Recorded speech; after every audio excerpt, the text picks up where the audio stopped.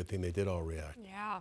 All right, wildfire watch now. We start with the Billy Fire, now burning more than 4,000 acres in the Tonto National Forest. Containment sits at 38%. Crews are focusing primarily on protecting any structures here. Thick brush and steep terrain are making the conditions very difficult, but firefighters are making a lot of progress.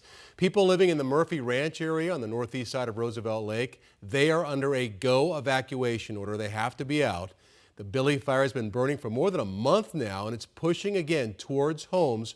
So far, it's burned more than 4,000 acres, and 38% containment is down from the 46% containment we saw yesterday. Some encouraging news out of the North Rim. The Dragon Bravo fire has grown to 132,300 acres, but containment has risen a bit. It's now up 29%. That's up from earlier estimates of 13%. That fire was officially considered a mega fire. And you're looking at this picture saying, what is this? So this is some good news for you to pass along. This is a historic structure that's still standing.